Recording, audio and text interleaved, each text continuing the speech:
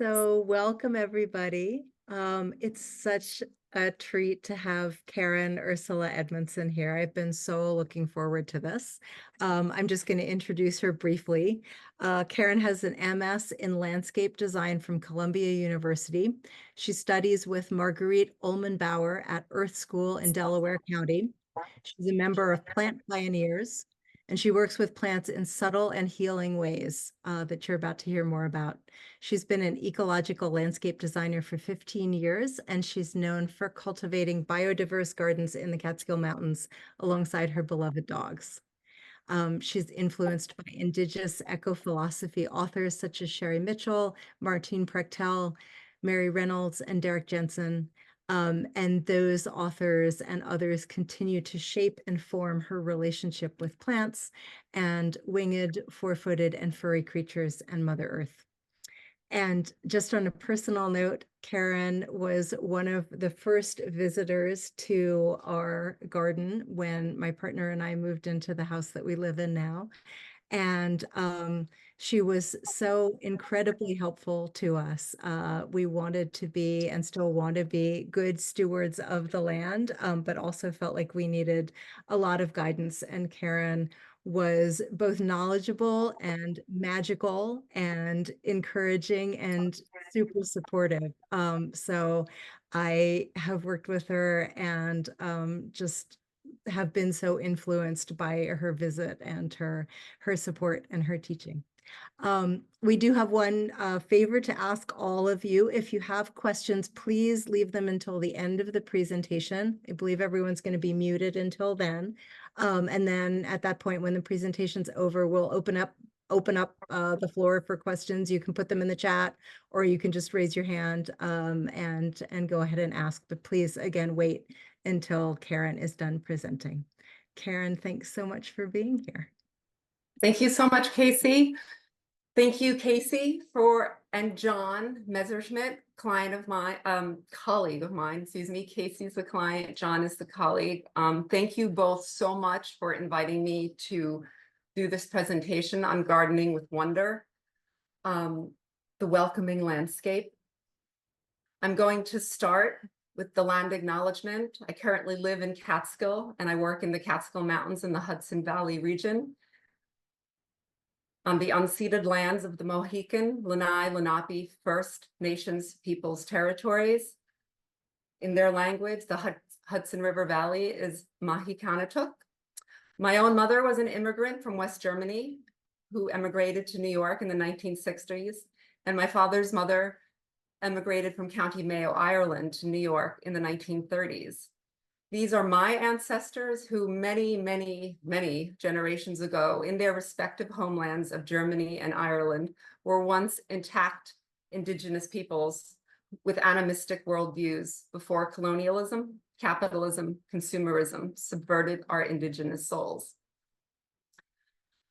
Today, I read and I study with several indigenous teachers who are generous enough to share their accumulated wisdom and earth knowledge, and who inspire me to view Mother Earth as relative. This is the biggest takeaway that I've received. Mother Earth and all of the kin, all of the beings in my garden, and sentient, alive, wise, and my kin, my relatives. This is where the wonder for me starts. This is Sherry Mitchell of the Penobscot Nation in Maine, and Martine Prechtel, who currently resides in New Mexico. Just a couple of days ago, I found this quote, and it's so relative to what we are discussing tonight. Becoming a person of the plants is not a learning process, but a remembering process.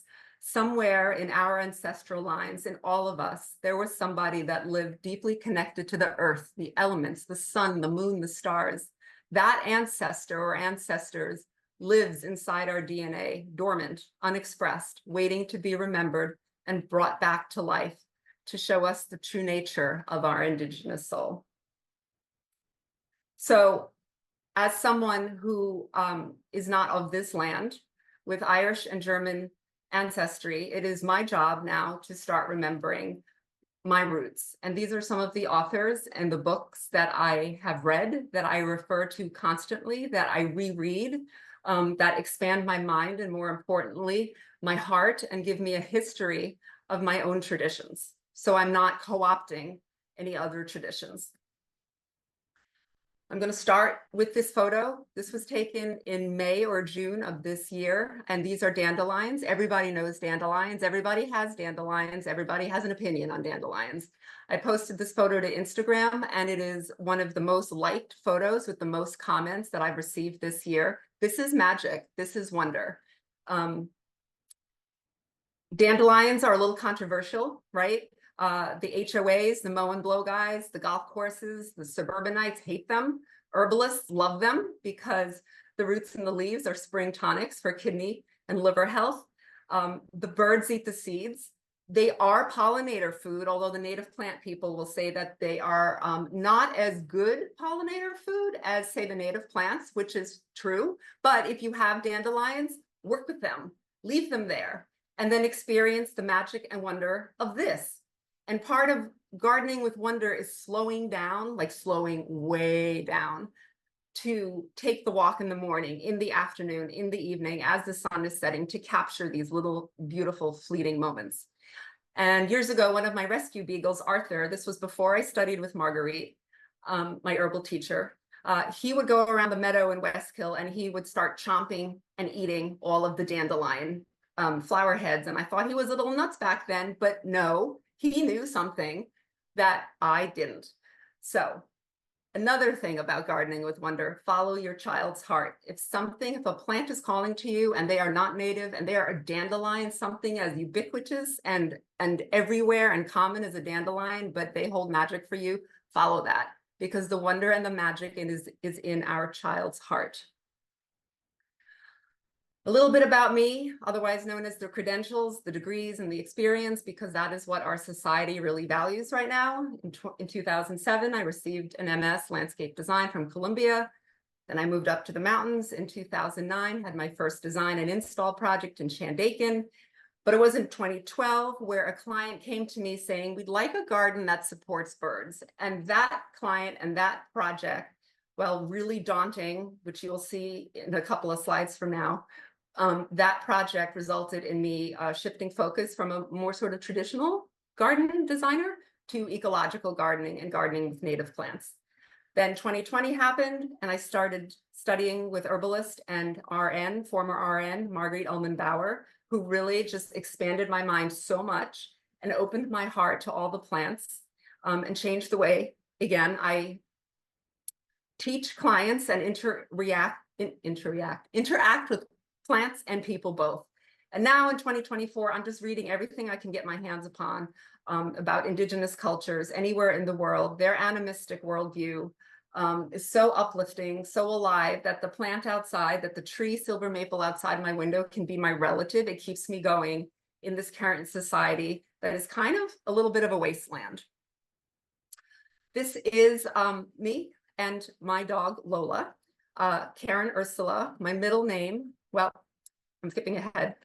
I was named after both my mother and her sister, my aunt, Tante Ula. So that's me with my mother, Karin, on the left, in the left photo. And then on the right photo is my aunt Ula, Ursula. Ula is short for Ursula in German. So this is a very mattress-centric way of naming a daughter. Usually it's the guys that get named after the dad or the uncle or the cousin or whatever, or a NASCAR driver, I don't know. Ursula, the root comes from the Latin ursus, meaning bear. I've always had an affinity for bears. This is a painting. I really love the tenderness and the magic in these paintings of these beautiful, magnificent wild bears and young women. Here's another one. And here's yet another one. And then we have this cartoon from the far side, showing this bear minding its own business, their own business, drinking from a pool, a pond in the woods. This man shoots him, stuffs him, poses him like this to show the bear really violent and angry and, you know, something to be shot. And that's not at all the case, but that is how our current society views nature as other, as separate from humans, as beneath humans. Humans in our society are like top of the food chain and everything else is below us. They view our society views nature as something to extract resources from, pollute, and conquer control. I think this Far Side cartoon is really brilliant in showing that, the insanity and the violence of our wasteland culture. WTF. The world we occupy is a wasteland in which too many men and women are cut off from the source of life, from the planet we live on, the ultimate source of our belonging. Sharon Blackie, based in Ireland, is one of the authors that I read continuously to learn more from. This picture totally exemplifies that, our human-made crap just overflowing this horrible, disgusting looking dumpster. Our insanity also springs from the fact that we have constructed an exclusively human world for ourselves, and in doing so, have cut ourselves off from the source of the land, source of our belonging, the land. Another quote by Sharon Blackie. This must be somewhere in Southern California, the miles of concrete freeways, the constant droning and noise, very opposite from nature. When we lose our relationship to the land and other creatures around us, then in the deepest sense, we lose ourselves. Also Sharon Blackie. Gardens connect us to the land and thus back to ourselves. Good news. But how we garden matters. The mainstream landscaping industry is a huge problem, primarily because of all the poisons that are used. The herbicides account for the highest use of pesticides in the home and garden.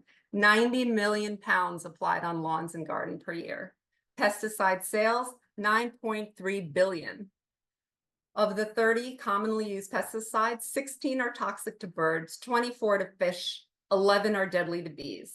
Of the 30 commonly used lawn pesticides, 13 are probable or possible carcinogens. Roundup has actually scientifically been proven it is cancer causing.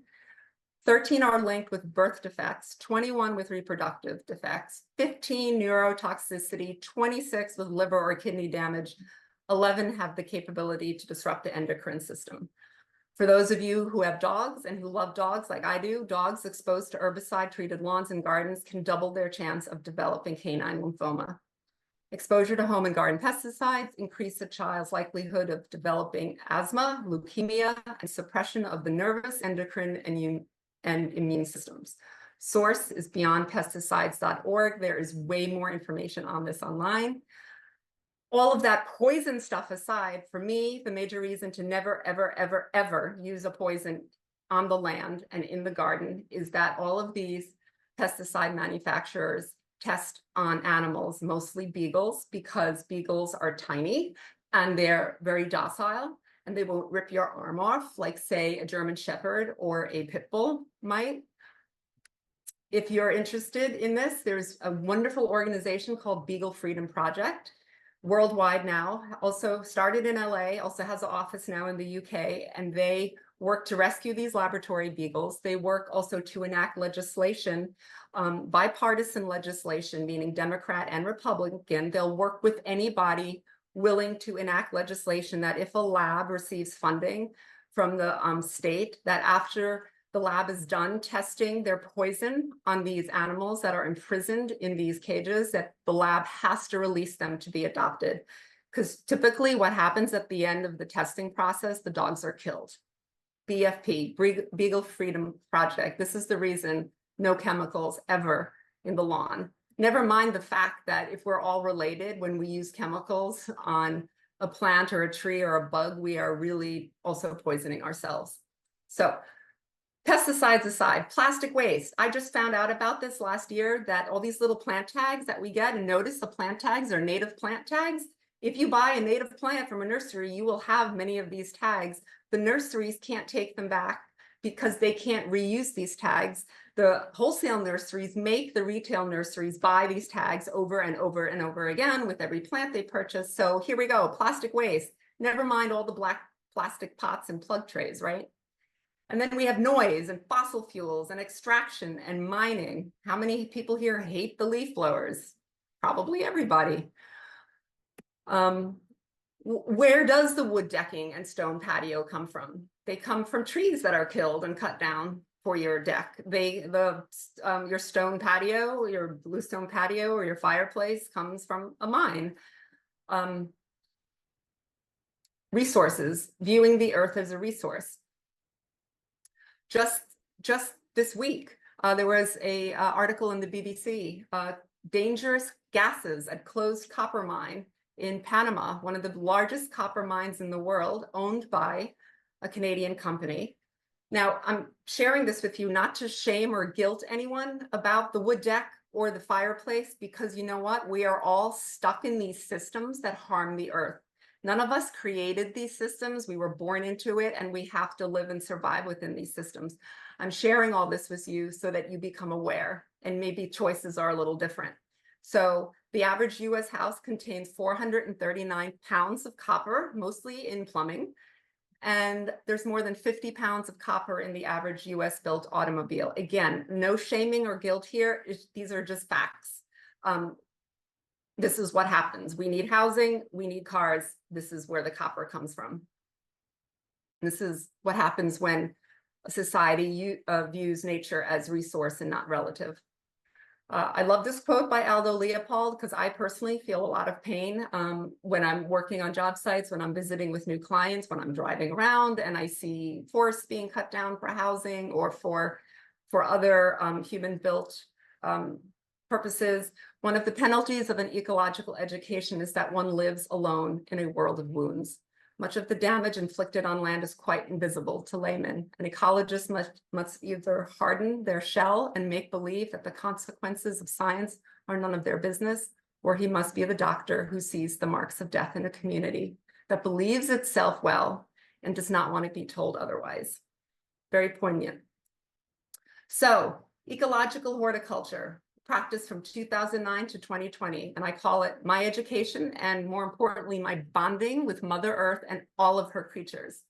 Ecological horticulture takes into account all beings, humans, yes, but also birds, bees, bugs, butterflies, soil organisms, we don't talk about that a lot, water. There's also a high level of biodiversity because we're using native plants. And the gardens often have the capability to regenerate naturally because we allow the gardens to sort with the native plants to take on a life of their own. It's not static gardening. It's the exact opposite of that. And it's a real thing.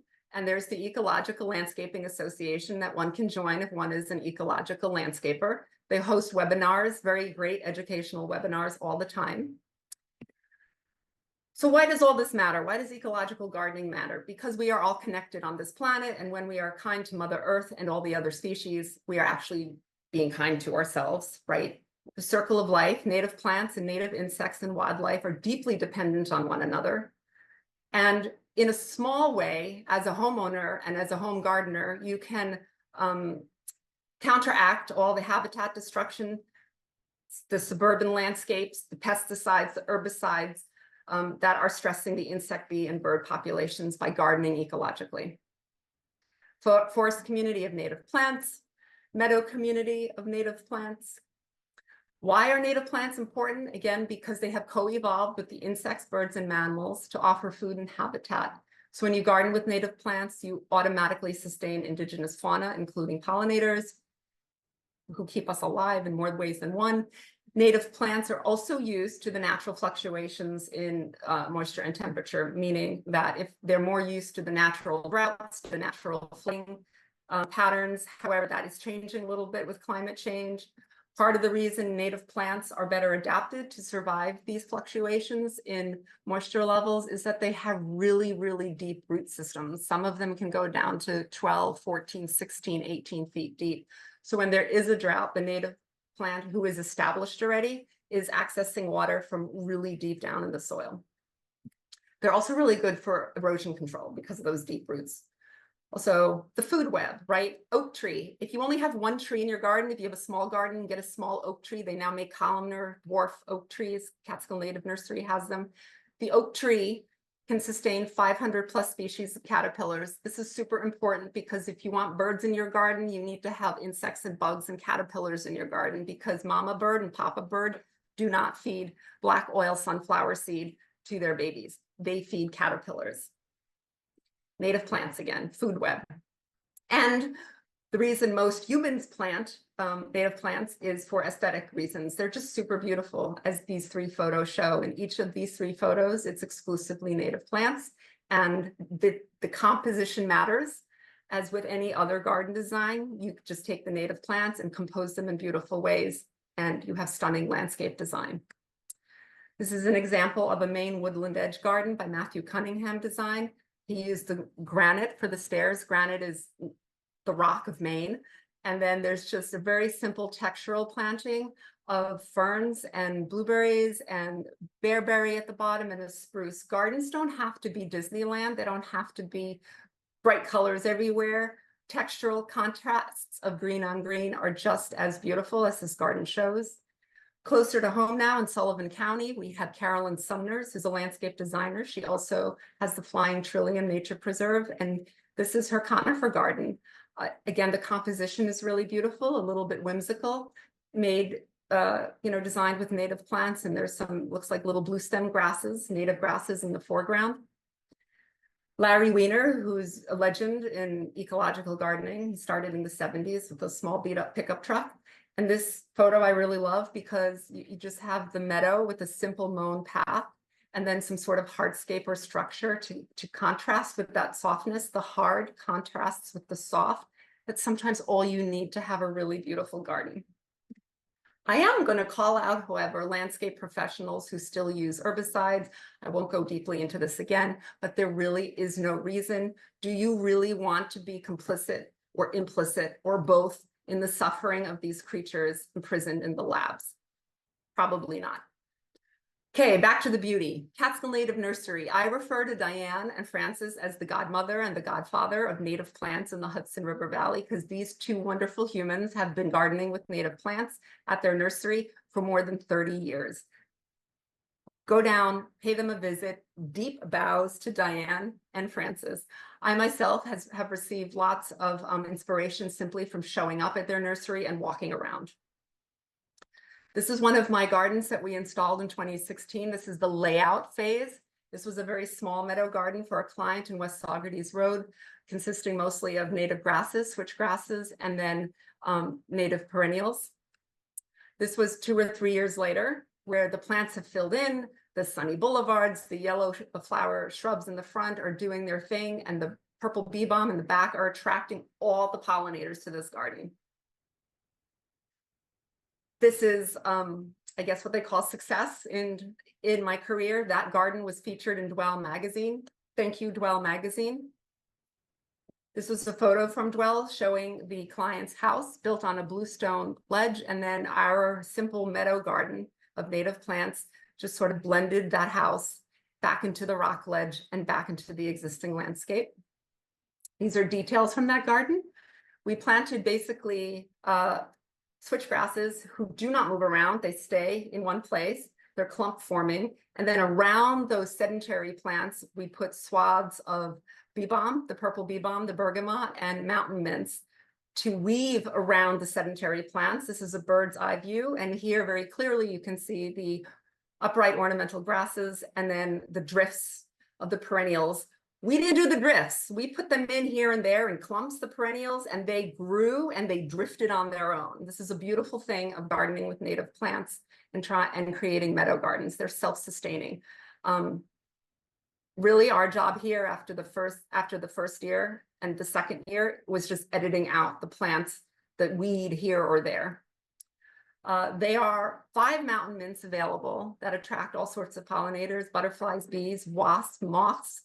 Catskill Native Nursery has most, if not all of them. Mountain mints are deer resistant, which is really important in the Catskill and Hudson Valley region because deer are everywhere, especially in the Woodstock area, it seems like.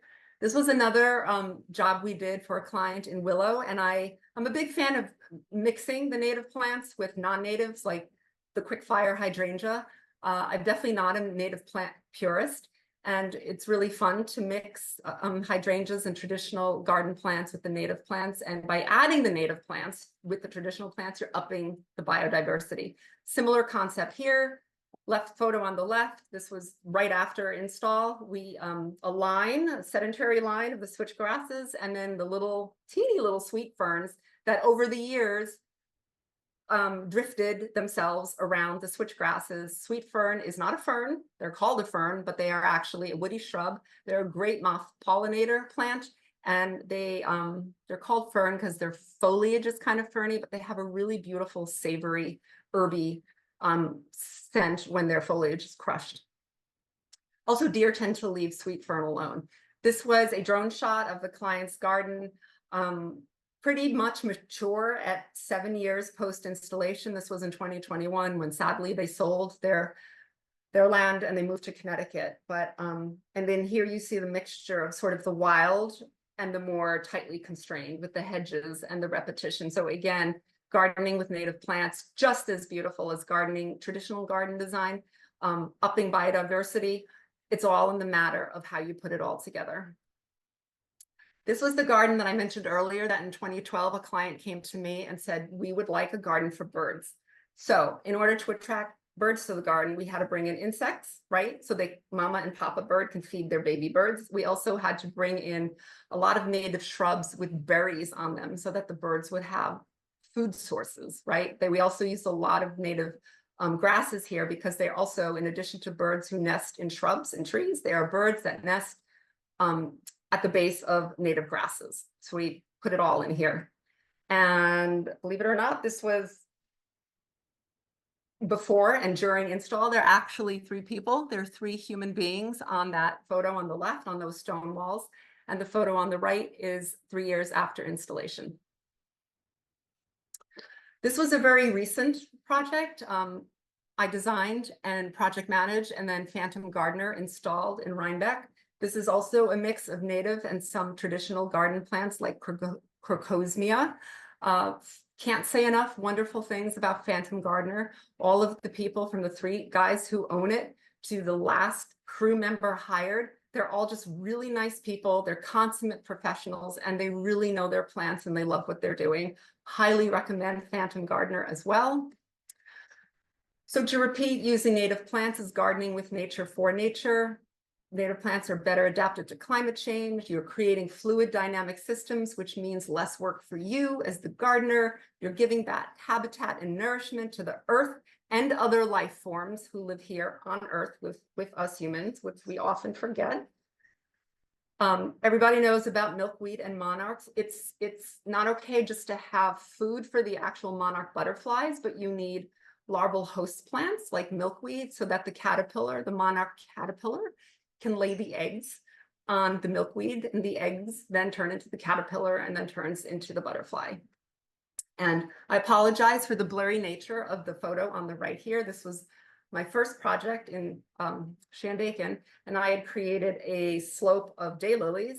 And then one year, this pink flower showed up, and I had no idea who the pink flower was. And I didn't pull them out immediately. I just observed and watched, and then they bloomed pink. They smelled so beautiful. And then I discovered they were rose milkweed.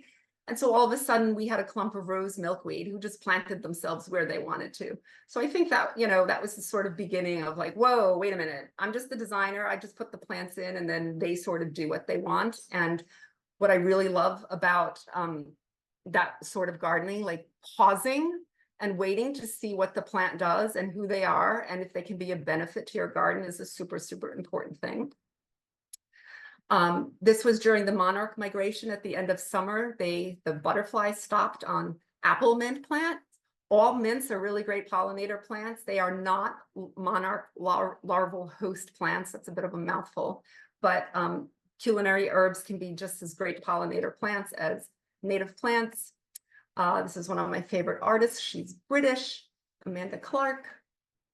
Okay, native bees. So most people, when they think pollinators, they think bee, and then they think honeybee, which are wonderful. I have nothing against honeybees, but there are 4,377 bees who are native to North America.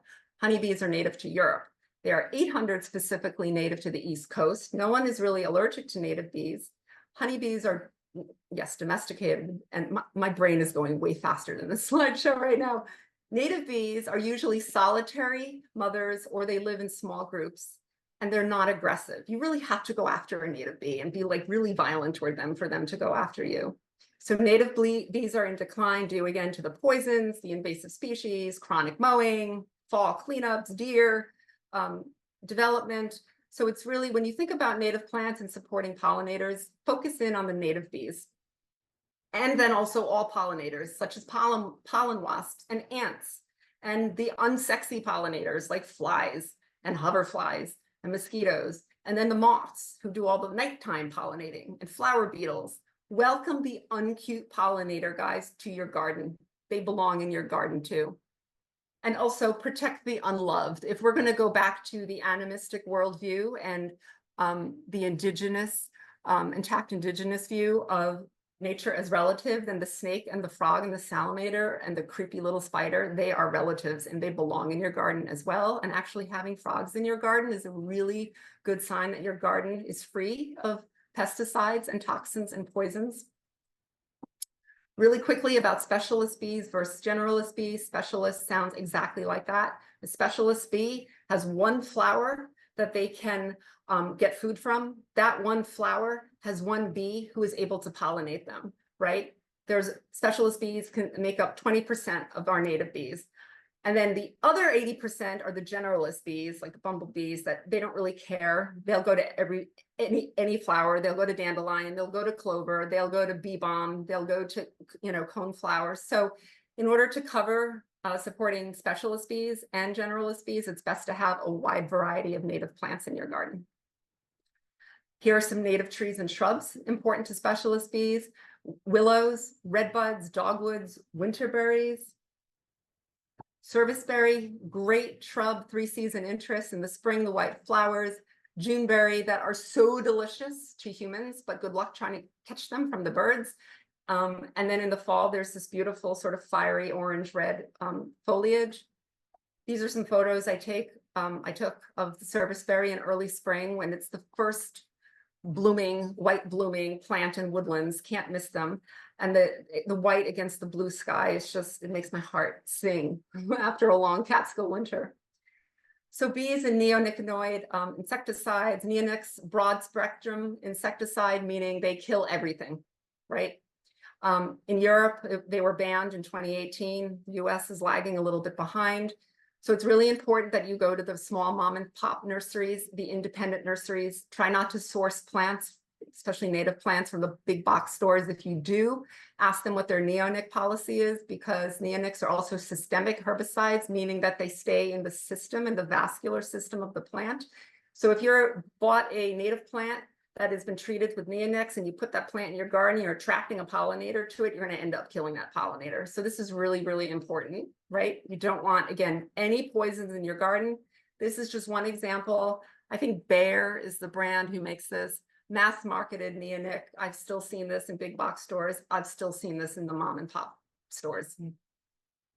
So younger generations out there, it's time for you to talk to the older generations who have been kind of brainwashed into thinking like you have to have that really like clean cut, perfect lawn. You don't. I love this cartoon. Mow less, mow little bits, allow everything else to grow out. You can also go to the Mountaintop Arboretum. They have an example of a native plant lawn.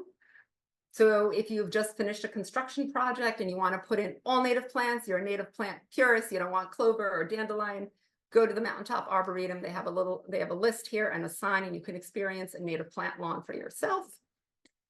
Moths, again, I keep saying this, moths are pollinators too. Just because we go to bed doesn't mean pollination stops at night. So it's really important to have plants who attract moths to your garden. This is one of my favorites, starry campion. Kind of unusual plant. Found this plant at Catskill Native Nursery. Wanted to source these plants for a client this year. Catskill Native was sold out. Good for Catskill Native, bad for me. I had to switch gears and find another moth pollinator plant. Evening primrose, considered kind of a weedy plant, is growing and blooming now. The flowers start to open in the evening, stay open all night, and then start to wither the next day. They support moths. Here's me with an evening primrose at the Emerson. I just adore plants who are taller than me because it doesn't really happen very often because I'm pretty tall. So woody plants can also support moths as long as their flowers don't close up at night, and some plants do, but others don't. Carolina allspice is one. Summer sweet is another one that support moths. Right now, bee balm, their flowers don't close up. Bee balm supports all sorts of bees, and also hummingbirds because of the long tubular individual flower stems there. For those of you out there who like more modern landscapes, rattlesnake master is a wonderful native plant to have in your garden. For a more modern landscape, you can also mix it into a more traditional flowery landscape if you'd like. Huge beneficial insect attractants. Catskill Native Nursery again. This is another project, mixing coneflower, smoke bush in the back, and hydrangeas, again, mixing it up. Really beautiful. I always like to do that. Anise hyssop, another huge pollinator plant that deer tend to leave alone because the foliage smells like licorice. Deer have really strong senses of smell. Their eyesight is really bad, so they won't eat anything that has like fuzzy foliage or strongly scented foliage. I use a lot of native roses in gardens because they create habitat and food for birds. They're really drought tolerant once established. They spread, but they're not invasive. They have the beautiful little rose hips that are good for wildlife and also for humans. Super high in vitamin C. One of my favorite wild roses, a prickly wild rose, just wonder and beauty at this stem. That's pretty scary stem, but also beautiful. Two tough shrubs that I use a lot, sweet fern, I've already talked about, that they're on the right, and then shrubby St. John's wort on the left. Deer tend to leave these two shrubs alone as well. Shrubby St. John's wort has a habit of self-sowing prolifically, so if you put one or two in your garden, over the years, you'll have little seedlings, and then you can move them everywhere else, spread them around, or you can give them away to friends and neighbors. Also use a lot of native ornamental grasses. Food and habitat, shelter and nesting sites, again for the birds, the ground nesting birds. They're heat, drought, and cold tolerant, windproof, deer-proof, also dog urine tolerant, which is important for us dog-loving people. And this is why we all love native ornamental grasses, the way they capture the sunlight. This was even, and these, see, plants don't wait to be put in your garden to do their beauty thing. I was walking by, I had staged all these plants for a client, and wow, look at this. I had to take a photo, and now I'm sharing this photo with you. These were totem pole switchgrasses. It's a horrible name. I don't make up the names. They need to change those names. Raindrops on roses. No, beautiful photo of just raindrops on native ornamental grasses. Just here's the magic and the wonder. Again, it's pausing, it's slowing down, and it's getting really up close and personal with the plants and the beings in your garden. And native grasses can also provide fall color. Who knew? Little blue stems red on the left, and switchgrass panicum yellow on the right. So while all of this sort of high-end, really beautiful, large-scale garden design was going on, as I'm also maintaining these gardens, which was really the garden education. Yes, I got the degree in landscape design, but it was really by working with these plants year after year after year that I really got to know them and how they interact with each other, how they move from just in the same bed, and then, whoa, way up there, you know, where I didn't expect them to move. I was attracted to the plants, the bad plants labeled bad by humans, that I was pulling out, like coltsfoot. And I just love the color of this coltsfoot. It's such a beautiful purple pink, and those little nubs. I really appreciate coltsfoot roots. And then I would drive around and see wild grape, right? Staging this coup on the speed 30 speed limit sign in Westkill, and I'm rooting for the wild grape. And then, excuse me, this little tree, this wild urban tree in Kingston, obviously growing in a place where not intended for a little tree to grow, but just feeling very happy and throwing their arms around. I took a photo, right? I wanted to get to know this plant. You know, plants are, I really admire the way plants grow where they want to grow, not where us humans want them to grow. So, and then also they sow themselves in really inhospitable places where one would never think of putting a garden. Like, you would never plant a garden in your driveway, but here's a little morning glory. Not only were they growing, they bloomed. Like the tenderness of this, I cried when I saw this and took a photo. This was 2 years ago, and now you're looking at this photo. Just love when plants do this. I don't know who this fungus is, but there they are. It looks like pink bubble gum. It showed up on some mulch after a very rainy season. If anybody does know what this fungus is, let me know. But I just love the hot pink bubble gum color so much, right? And then 2020 happened and COVID. And because landscape maintenance, garden maintenance was considered essential, we were out in gardens. And it was during the summer of 2020 where I made the decision to study with this wonderful human being, Marguerite Uhlmann-Bower. She's a former RN and an herbalist for over 30 years. She's based out in Delaware County. The day I made the decision, I was reading this book. I don't know if you can see it, The Call of the Trees by Dorothy McLean, part of the Findhorn people in Scotland. And then my life changed again. On the first day of Earth School, October 14th, 2020, Marguerite started class. This is how she started. She said, "Where do we start?" "Oh yes, we start with the moon. This is the eve of the new moon, and it allows new things to happen. This is a time for fixing things in the garden, but not for growing or harvesting."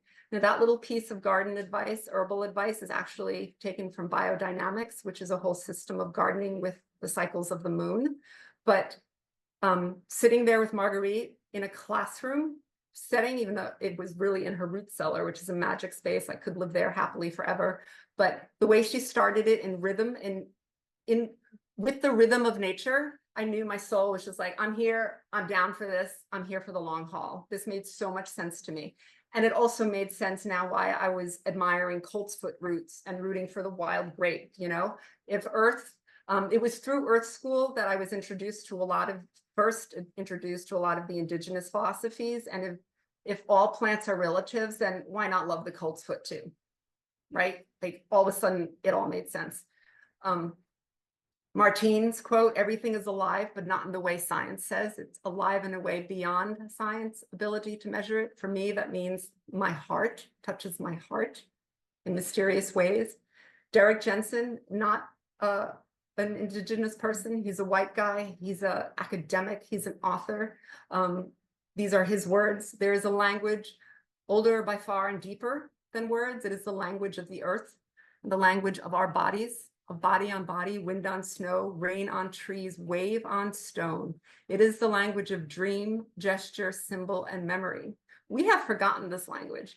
We do not even remember it exists. We were never taught this language. Nobody ever taught me about dream, gesture, symbol, and memory. Definitely not in design school, not knocking design school, definitely not in high school or grammar school. Like dream, gesture, symbol, memory is something that's not really valued in our society, that's very cerebral, right? And proof, and we need to know what's going on, and we have to have proof. This is my copy of Derek Jensen's book, A Language Older Than Words. It is like a textbook for me. Another quote from Martine Prechtel: "A lot of wild animals, plants, and other things regularly visit the unwild," meaning the garden. "And some of the smaller ones live wild outside the wild. These are the eyes of the holy." So here Martine is comparing the animals, the little critters, the chipmunks, the squirrels, the snakes, the raccoons, as the eyes of the holy. He also refers to nature as holy. This was a new concept for me. But again, on a soul level, on a heart level, on a child's heart level, it made complete sense. Slowly everything, the way I'd been feeling about the weeds, about the spiders and the snakes, about the pill bugs that I was attracted to, made sense to me. I am of Mother Earth and the weed and the spider and the snake, and they are in turn of me. So for me, wonder and magic in the garden is to be as curious about death in the garden as I am about life in the garden. This little dead mouse showed up somewhere around my house. I don't know how they were killed, but I made a little altar and I put rose petals on them and said a little prayer, and there they are. They're still out there decomposing. a woman on Instagram who does this. She makes these really beautiful mandalas of found natural materials. She rescues these little bodies from the sides of the roads or from the middle of highways and takes them out of the noise and the violence and the exhaust and the pollution and moves them off into a quieter place and honors them with these mandalas. And then also she honors them with words and she posts them to Instagram. Follow her on Instagram. It is beautiful beyond words, her work. Also, plant death in the garden can be absolutely magical and beautiful. This is a New York ironweed, probably in November sometime. And the stars, the dead seed heads look like stars. So up in the heaven now we have stars, and then down below in our gardens, we have stars in the form of dead plants who we do not cut down, because in ecological gardening, you leave everything standing to overwinter to create habitat for the beneficial insects. So another Martine quote, "The wild is an environment of the divine and must stay wild for anything non-wild to continue to be vital." For me, this means I'm in gardens a lot. I'm in some really beautiful gardens. I have colleagues that make gardens that are breathtaking. But when I go out into the woods or the forest that's not cultivated, where there's no trace of human beings or very little trace of human beings, that is really where I feel most comfortable with the wild critters, the eyes of the holy on me, and in this wild environment. So I try and take this into my gardens too, to be wild and messy and shabby chic beautiful. In the messiness is life. This is a short snippet from an article in The Guardian this year. This photographer met this turtle underwater and it changed his life.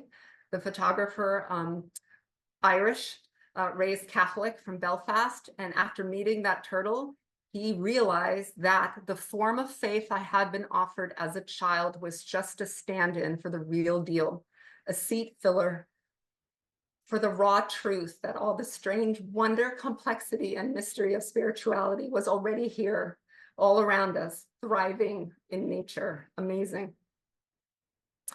Mary Reynolds, also Irish, she's a pretty famous landscape designer. There was a movie made about her, I think called Something About the Wild or Something Wild. Anyway, she now refers to herself as a reformed landscape designer. She wrote this book. It's amazing. Highly recommend. This will be one of 2 books you will need to create your wild garden full of wonder and beauty. The other book will be Doug Tallamy's book, Bringing Nature Home, because Mary Reynolds, she writes and lives in gardens in Ireland. So many of the plants she talks about are native to Ireland, and you want plants who are native to here. And Doug Tallamy lives in Pennsylvania, I think, so he writes about our native plants. I've listed her website here as well. These are some images I've taken over the year of heart shapes in nature that are just magic and wonder. I was walking along one day and I came across a dry spot in the shape of a heart where all the other pavement was wet. How did that happen? A little heart-shaped spot of no snow in a snowstorm. Heart-shaped rocks, a little more common. Many of you have probably come across them, but they are still beautiful. And I feel like talismans when I find them.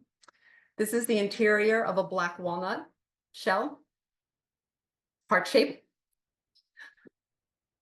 Every rock, plant, tree has a story. You wouldn't carelessly cut down a tree who has their own story. Martine Prechtel.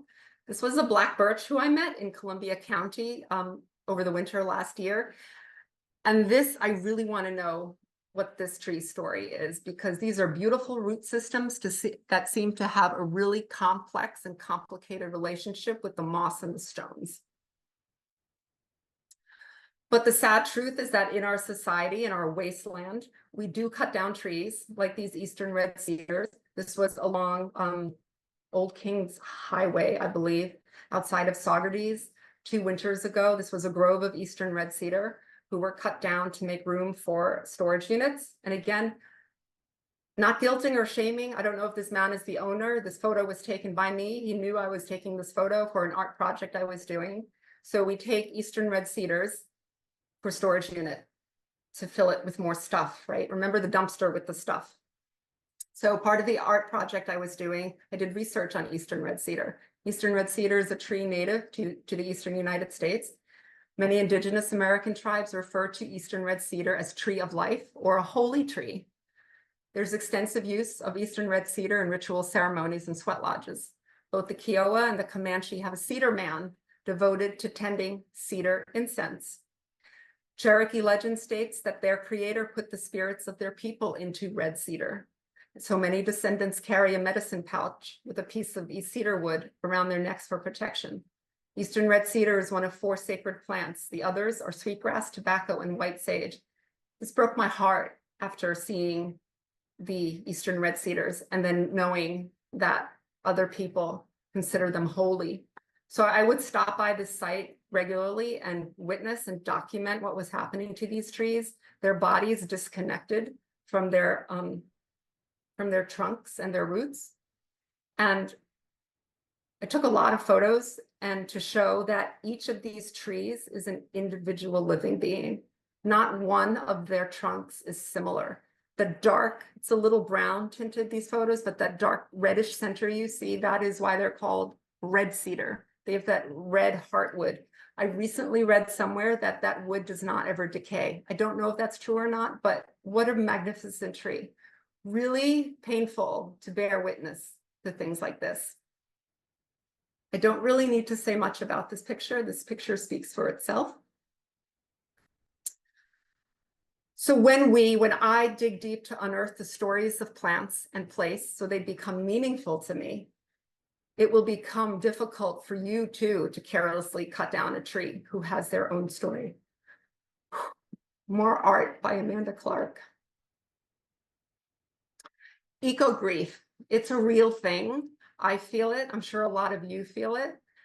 There's a climate grief group via the Good Work Institute in Kingston, where we can go and discuss this climate grief and receive support from like-minded people. The gift of trauma. This is Derek Jensen. Had my father not abused me, I may never have felt sufficiently alienated from our culture to see it for what it is.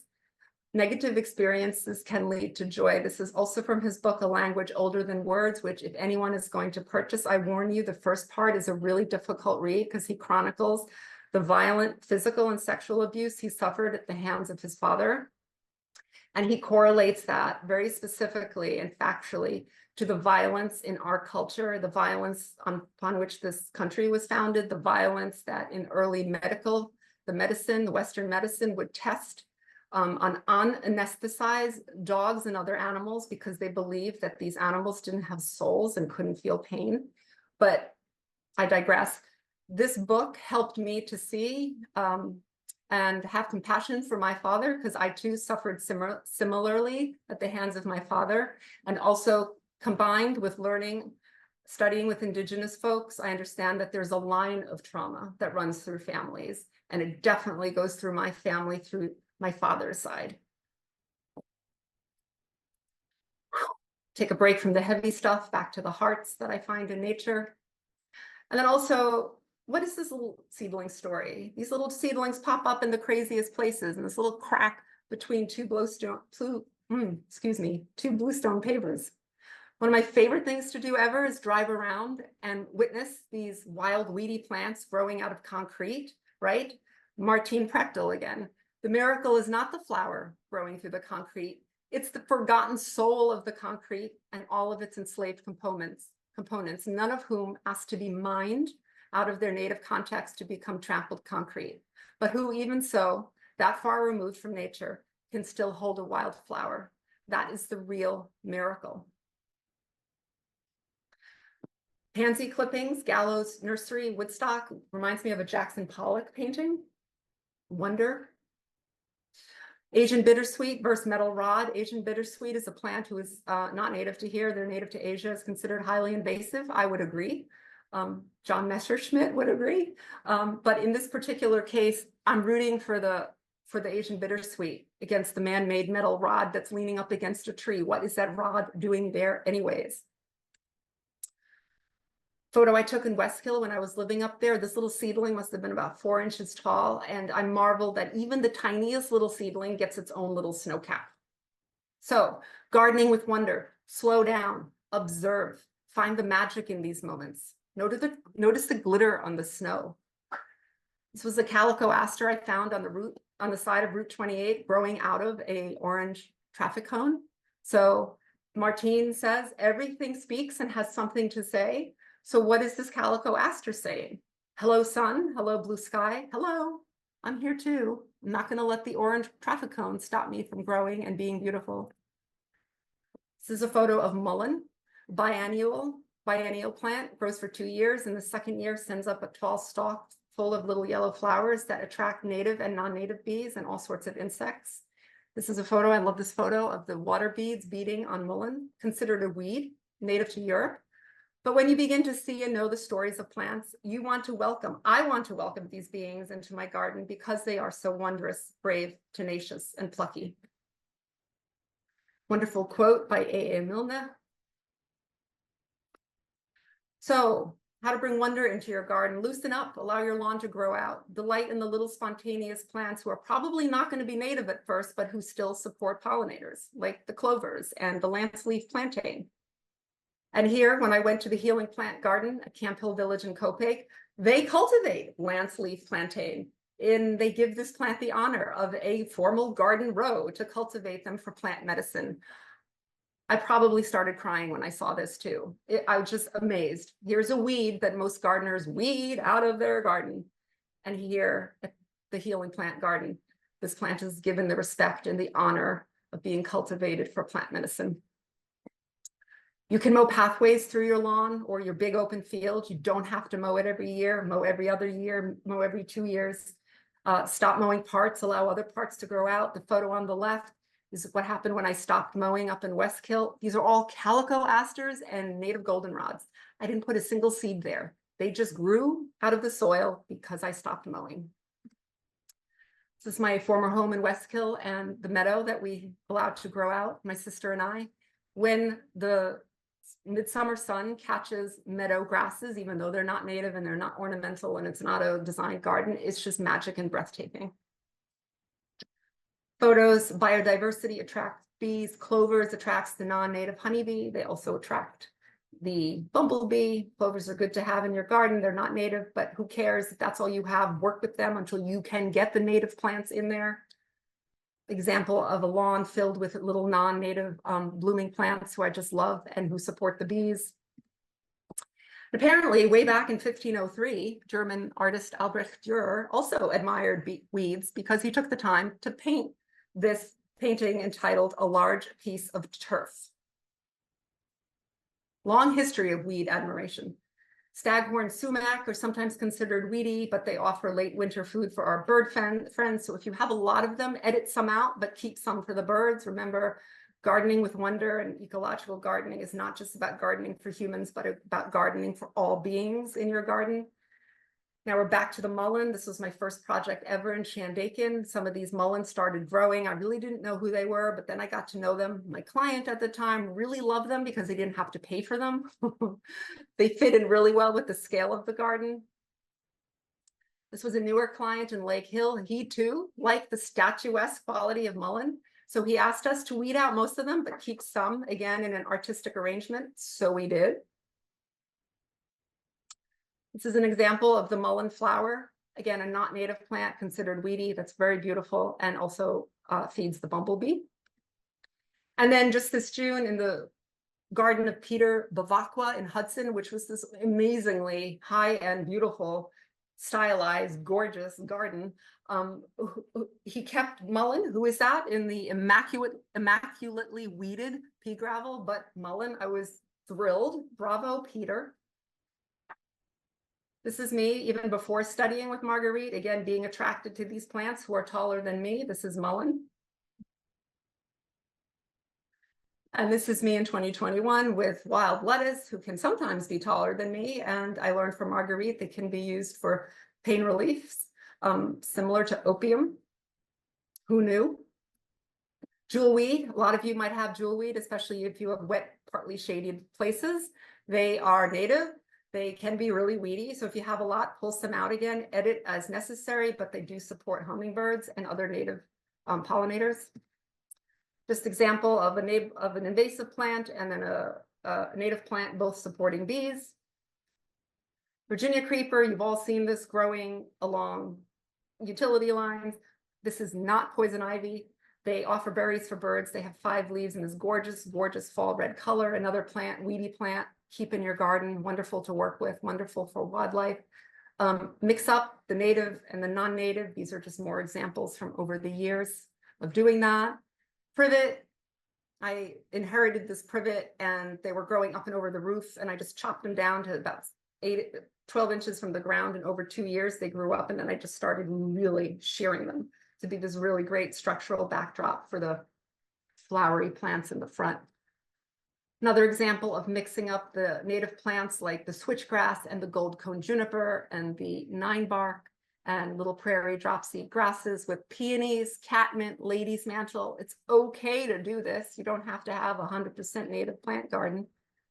So it's the garden of one of my excavator guys, Mike Tancredi. He passed in April. He had asked me to come help him improve his garden for his lovely wife, Anne, in Hunter. This is his garden. Really lovely. It's like a cottage garden. This is a photo Anne took of the native plants and also of a peony. Mix everything up. Goldenrods are often considered weeds and the culprits of allergies. Not true. Goldenrod pollen is very sticky, so it cannot be wind pollinated. It has to be pollinated by insects. The culprit of the allergies, which I do suffer from, is ragweed, who is much shorter than goldenrod and really nondescript. So the ragweed hides in between the showy goldenrods. If you have goldenrods, keep them. They're a wonderful pollinator food. Water, hugely important resource, probably the most important resource we have. We cannot live without water. These were photos I took just marveling, wondering at the beautiful droplets on a feather on a leaf. Martine Prechtel again. All water is connected. She is everywhere at once and at all times simultaneously. If you talk to a river, the water in every sea, mountain stream, every pond, and in every sappy trunk, both near and far away, can hear you, even in the future. So what are we saying to water right now? WTF? This has to change. Water is life, Sherry Mitchell. If we hope to survive long enough to solve all of the challenges that we face, then we have to ensure that the source of our lives is protected. And one way to do this is not doing traditional garden installations. This was one from the spring that we did out in Sullivan County. This requires a huge amount of input of water to water those newly planted plants, especially the plugs, and especially heading into midsummer where it's traditionally droughty in the Catskills. So one way we cannot do traditional gardens, as I said, is just if you have a lawn space, allow little patches to grow out. This is what I'm personally doing. And to see what plants are growing in these meadow patches. You can't see in these front, these are mostly grasses, but way in the back, there's a lot of goldenrods and calico asters. I did not put those plants in. They just are there growing spontaneously once we stop mowing maniacally. This is the example of back along a fence line that I share with a neighbor. Beautiful garden, spontaneous garden of goldenrod and Queen Anne's lace. And this is full of pollinators right now.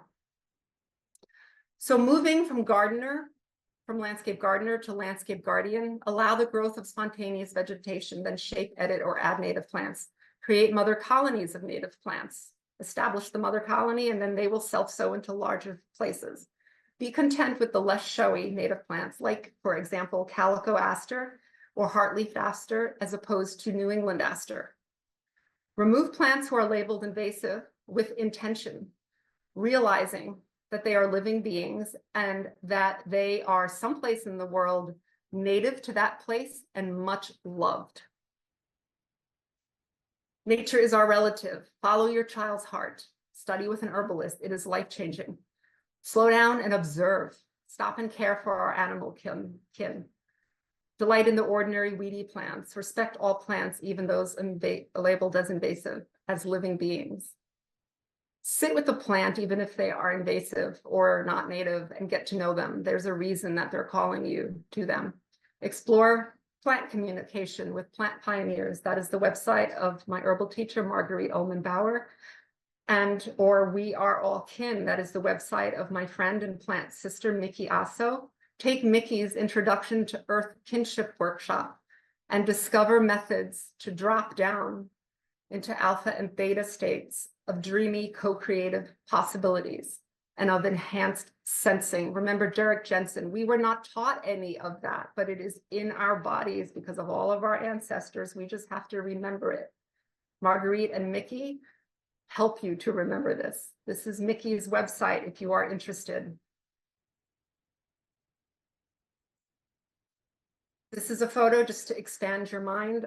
For my final project at Earth School, I chose to do the 4 common, most weedy, invasive landscape plants. It was mugwort, Japanese barberry, Japanese knotweed, and Asian bittersweet, and to do their medicinal qualities. And also as part of that project, I looked up on the internet images that I was not used to. I was used to seeing the invasive images. I was not used to seeing, for example, this image of a Japanese barberry who was bonsaied. In Japan, they love their barberry. In Japan, Japanese barberry is not invasive.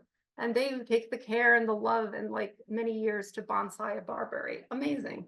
Opens the heart. Purple loosestrife, another one, really labeled invasive here. They can really take over ecosystems. As this photo shows in Massachusetts, I happen to really think they're beautiful. I didn't until studying with Marguerite. Now I do. And guess what? They're native to Ireland. The Irish name in Irish Gaelic is Crachta. And this is from Wildflowers of Ireland. This beautiful upright perennial of ditches, riverbanks, and marshes is a much loved site from June through September throughout Ireland. I don't think anybody here in New York refers to purple loosestrife as much loved. But anyway, it's just, again, goes to show you all plants are native. Like people, all plants are indigenous to somewhere and loved somewhere else. So they deserve our respect. Stopping and caring. This was a little gray catbird that was hit by an oncoming car. I stopped. I held this beautiful creature in my hand.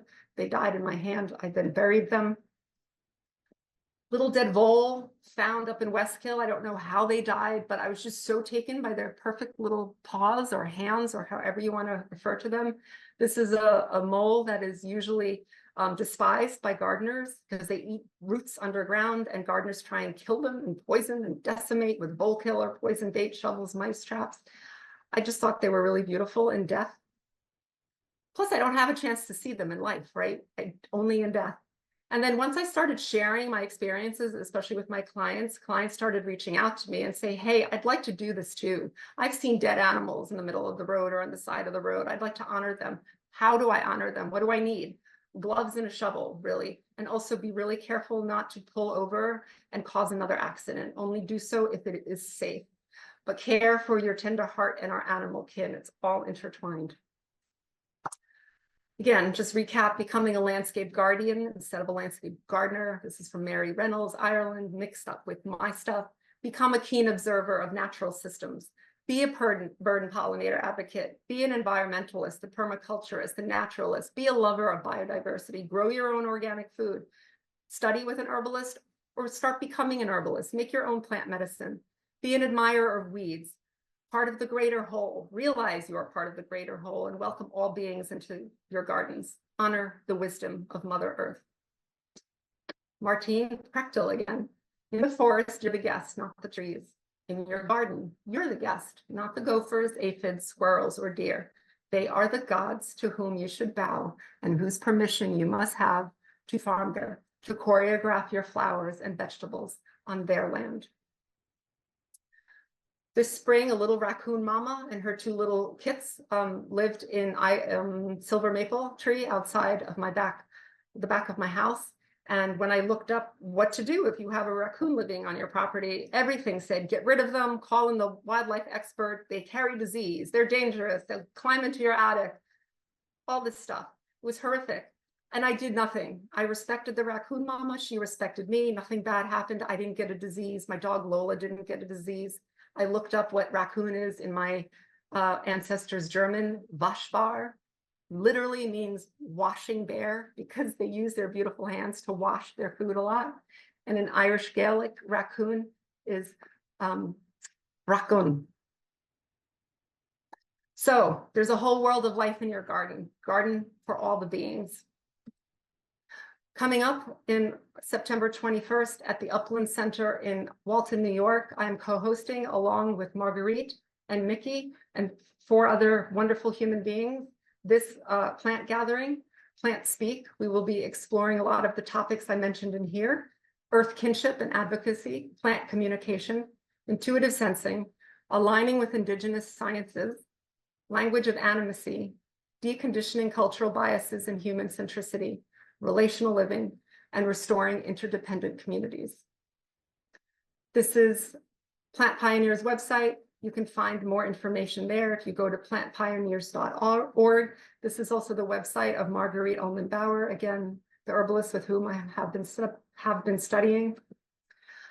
And that's it. Thank you so much for spending Thursday evening with me. Thank you again to Casey and to John. You can reach out to me at any one of these places. If you want a copy of this PowerPoint, I'd be happy to send that to you as well. If you want more information on any of the topics or the authors or the websites or the concept, happy to share that with you. Thank you so much.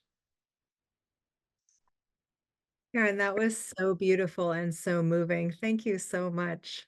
It was really, really wonderful. Will you take a couple of questions, Karin? Sure. And you got your hand up? Yeah, can you hear me? Yes. Yes. Okay. You know, when you talk about plants like barberry not being invasive in their native country, and I've often thought this about many plants, you know, like stilt grass, any invasive, really. Okay, they're not invasive there. Well, how are they controlled there but not here? You know, why are they not invasive there and yet they're invasive here? What is the answer to that? The answer to that is that in their native countries, they probably have natural predators and or other controls within the environment that keep them under control. Here, deer do not eat barberry. They do not eat Japanese knotweed. They do not eat most of the plants who are labeled invasive here. So these plants are really good at reproducing in our climate environments, and there's no natural predators, nothing to mow them down and keep them in check like they do have in their native countries.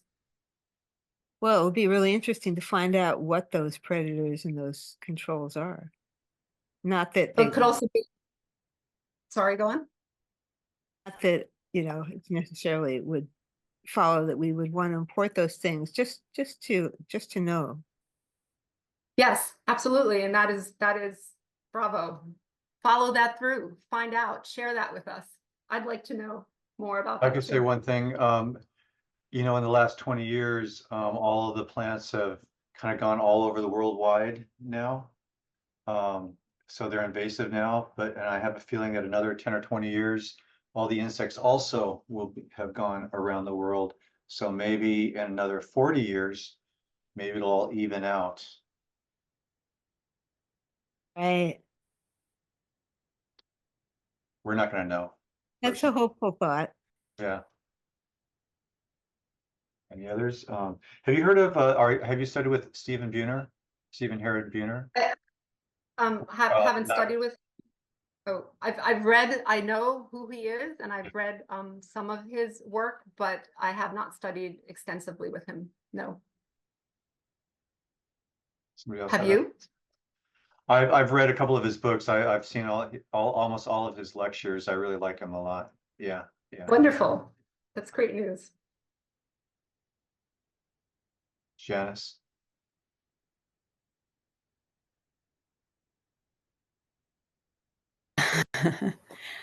Okay. I'm curious as how to get rid of some of these invasive plants.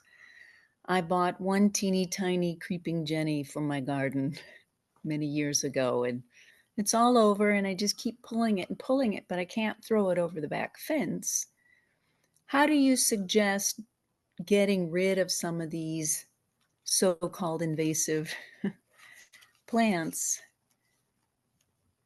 I've always suggested just the old-fashioned method, and I've done this myself when I was a garden maintainer after installing gardens, is just either repeated cutting down of a woody plant If a plant can't set a leaf, the plant can't photosynthesize and get nutrients to the roots. Eventually the roots will die. So it's constant cutting back with creeping Jenny. It's constant pulling, but you could also plant a native plant like mountain mint who is aggressive, or bee balm who spreads a lot, to kind of start suffocating out the creeping Jenny if they have the same site requirements.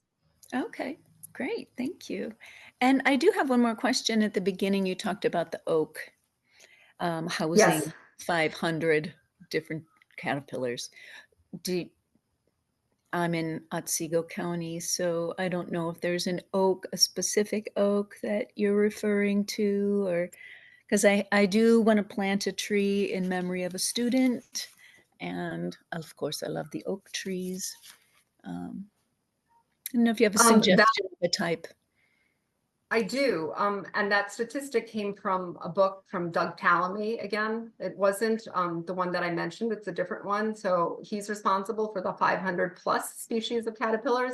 I think you should pick an oak that's native to Otsego County, who is cold hardy. Most oaks are pretty cold hardy. So a red oak, I think, would do really well. Maybe a pin oak if your site condition is your land more dry or more wet. That also will decide. But Doug Tallamy and his website is a really great resource, but you can't go wrong with any native oak tree. You just don't want to plant an oak tree that would grow in California. You're Because right. they just wouldn't survive the climate here. I Yes, really, welcome. really enjoyed everything that you said so much. Thank you so much. Yeah. Really. All right, thank you everybody for coming. Thank you, Karin. My pleasure. You're welcome. Thank you so much, Karin.